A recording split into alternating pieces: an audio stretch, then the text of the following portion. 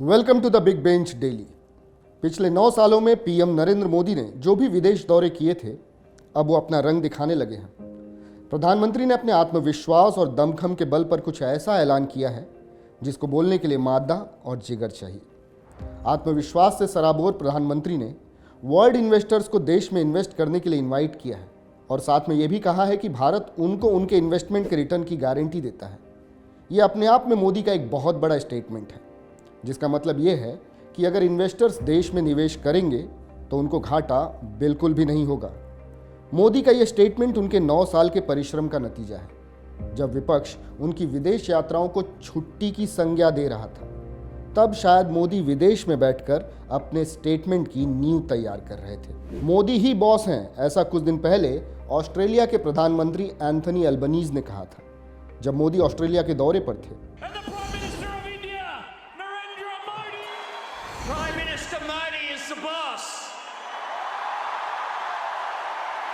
खचाखच भरे सिडनी के कुडोज बैंक अरीना में उन्होंने मोदी की तुलना अमेरिका के मशहूर रॉक स्टार ब्रूस स्प्रिंगस्टीन से कर दी थी। पापुआ न्यू गिनी के प्रधानमंत्री जेम्स मरापे जब मोदी को रिसीव करने हवाई अड्डे पर पहुंचे, तब उन्होंने उनका स्वागत उनके पैर छूकर किया। महज एक सप्ताह के अंदर ये 2 घटनाएं हुई और ये सिर्फ इस बात की ओर इशारा करती हैं कि मोदी की पॉपुलैरिटी मौजूदा समय में चरम पर है और वो वाकई में विश्व गुरु हैं। चाहे वैक्सीन मैत्री पहल के तहत विश्व के 96 देशों को मुफ्त कोविड वैक्सीन भेजने की बात हो, या फिर यूक्रेन और रशिया के बीच युद्ध रुकवाकर वहां पर फंसे मेडिकल स्टूडेंट्स को निकलवाने की बात हो, मोदी ने बड़े ही बखूबी अपने देश का मान और सम्मान आगे रखा है। भारत के लिए अपने आप में बहुत बड़ी उपलब्धि है कि मोदी के नेतृत्व में वो अपना सिक्का अंतर्राष्ट्रीय मंच पर चलवाने में कामयाब हो रहा है। इतनी बड़ी उपलब्धियां भारत के पिछले प्रधानमंत्रियों के नेतृत्व के समय संभव नहीं हो सकी थी। पिछले 9 वर्षों के दौरान नरेंद्र मोदी की फॉरेन पॉलिसी की शैली चकरा देने वाली रही है।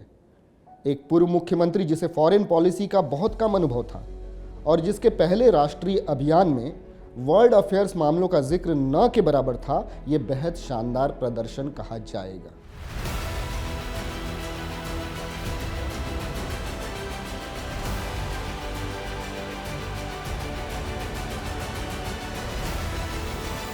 भारत देश को एक महाशक्ति बनाना, इसकी रणनीति प्रधानमंत्री नरेंद्र मोदी ने तभी तय कर ली थी जब उन्होंने गुजरात में vibrant Gujarat global investor summit 2003 को ऑर्गेनाइज करवाया था, जहां पर विदेश के कई बड़े इन्वेस्टर्स ने शिरकत की थी।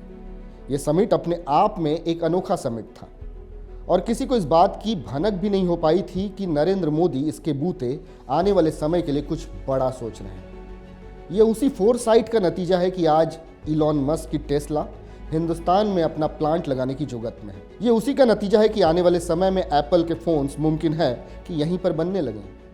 इस बात को समझने में ज़्यादा परेशानी नहीं होनी चाहिए कि मोदी के कई सपनों में एक सपना ये भी है कि हिंदुस्तान को दुनिया का सबसे बड़ा मैन्युफैक्चरिंग हब बनाया जाए।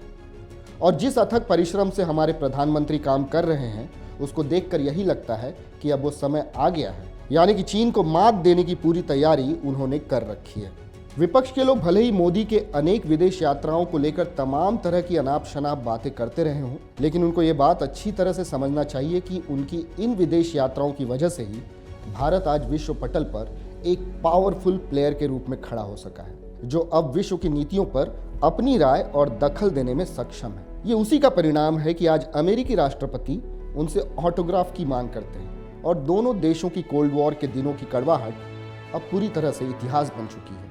उसके बदले आई है मीठे रिश्तों की सौगात। अपने 9 साल के कार्यकाल में मोदी 7 बार अमेरिका और जापान जा चुके हैं। फ्रांस और जर्मनी का दौरा उन्होंने 6 बार किया और यहाँ तक कि चाइना और रशिया की ओर भी 5 बार रुख किया। इन दौरों की मेहनत साफ दिखाई देती है। यूक्रेन के साथ युद्ध के दौरान रशिया ने कई देशों को कच्चा तेल देने से साफ मना कर दिया था, लेकिन ये मनाही हिंदुस्तान के लिए नहीं थी। फ्रांस से राफेल लाने की जुगत 2014 के पहले की सरकार कर चुकी है, लेकिन सफलता मोदी जी को ही मिली। जिस तरह के संबंध आज हमें जापान के साथ देखने को मिलते हैं, वो पहले नहीं थे।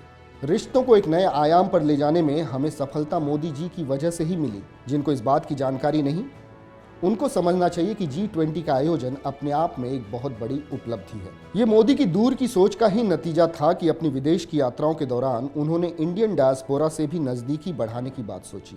और जो बीज उन्होंने 2014 में बोया था वो अब एक वट वृक्ष का रूप ले चुका है। अब जब कभी भी मोदी जी इंडियन डायस्पोरा से मिलते हैं वो मंजर देखने लायक होता है और उनके सभी वेन्यूज पूरी तरह से भरे रहते हैं। मोदी ने डायस्पोरा को एक अलग प्रभाव के लिए इस्तेमाल किया है। उन्होंने भारत की इमेज को विदेशों में बढ़ती ताकत के रूप में पेश किया और भारतीय समुदाय के बीच गर्व की भावना पैदा की। इसका सीधा फायदा चुनाव में भी देखने को मिला, जब 2019 में कई प्रवासी भारतीयों ने अपने परिवार और दोस्तों को ये बताया कि मोदी सरकार के आने के बाद से ही भारत विदेशियों की आंखों में अब गर्व का स्थान बना चुका है। तो द बिग बेंच पर बैठकर सोचने वाली बात यह है कि इन विदेश दौरों की विपक्ष की नज़र में कोई अहमियत क्यों नहीं है और क्यों इसे एक पिकनिक का नाम देकर हमेशा इसका मजाक उड़ाया गया। क्या मोदी की सरपरस्ती में लगातार तरक्की कर रहा यह देश विपक्ष को नज़र नहीं आता, जो कि मुमकिन हो पाया है इन्हीं विदेशी दौरों की वजह से।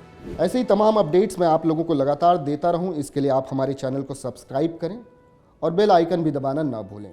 Keep watching the big bench daily.